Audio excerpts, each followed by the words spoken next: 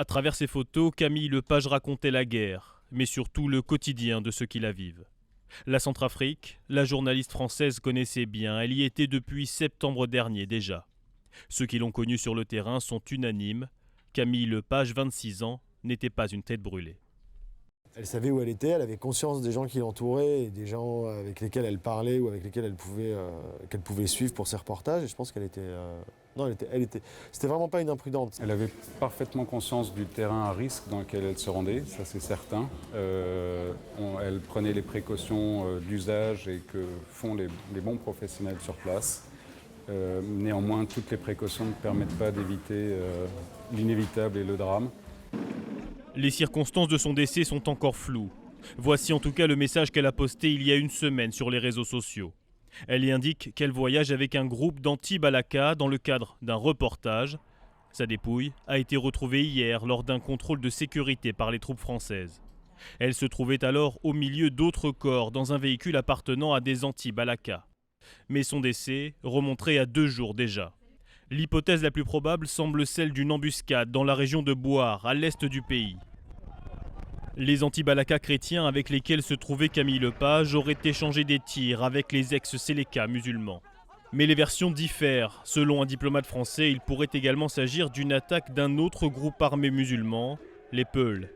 Une autre source militaire française estime quant à elle que Camille Lepage a été victime d'un affrontement entre anti-Balaka. La France compte bien faire la lumière sur cette affaire. Une enquête a été ouverte. Ce qu'il faut retenir de Camille, c'est avant tout que c'était quand même une jeune photojournaliste qui était passionnée par son métier, qui débutait seulement puisqu'elle a démarré en juillet 2012 et que ce qu'elle voulait surtout, c'était de faire connaître au monde qu'il y avait des pays en grande difficulté, des pays en conflit et pour lesquels les médias ne témoignaient pas suffisamment. Elle était partie pour une semaine. Au bout d'une semaine, elle m'a envoyé le 6 mai un texto me précisant « Maman, t'inquiète pas, je prolonge de quelques jours, donc j'ai pas de réseau », ce qu'elle faisait régulièrement quand elle savait que je pouvais pas la joindre. Et malheureusement, depuis, j'ai pas eu de nouvelles. J'ai envoyé des messages pour rien, puisque j'ai appris qu'elle était décédée, a priori, déjà depuis quelques jours. Camille Lepage avait commencé sa carrière il y a 2 ans à peine, à Djouba, au Sud-Soudan. Témoigner, coûte que coûte, ses terrains de prédilection, les régions difficiles, souvent éloignées des projecteurs médiatiques. Une journaliste indépendante, fauchée, en pleine ascension. Le Monde, le New York Times ou encore le Washington Post, ces photos avaient déjà été publiées dans plusieurs journaux prestigieux. Sa mort vient rappeler que la situation en République centrafricaine est encore loin d'être stabilisée et que journaliste reste plus que jamais un métier à risque. Aujourd'hui, on est dans une forme de conflit larvé où effectivement tout peut survenir à n'importe quel moment. Personne n'a le contrôle du territoire et donc il y a des milices, des bandes armées qui se promènent dans la brousse. Mais si la situation reste difficile en Centrafrique pour les médias occidentaux, c'est encore pire pour leurs collègues centrafricains. Ces dernières semaines, 2 journalistes locaux ont été assassinés à Bangui. Le pays est toujours plongé dans le chaos et les violences communautaires. Et les combattants ne reculent devant rien.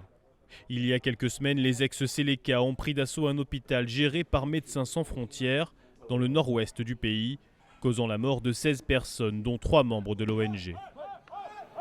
Le 10 mai dernier, ce sont au moins 13 personnes qui ont été brûlées vives dans leur maison au nord de Bangui. Pas du tout de force réellement armée centrafricaine, donc vous êtes dans une situation totalement ubuesque et vous avez simplement quelques groupes, ce qu'on appelle les anti-Balaka, des miliciens et de l'autre côté des musulmans, des forces anti-Séléka, mais ça, ils sont minoritaires, la grande majorité de la population essaie de survivre dans un pays totalement en déshérence.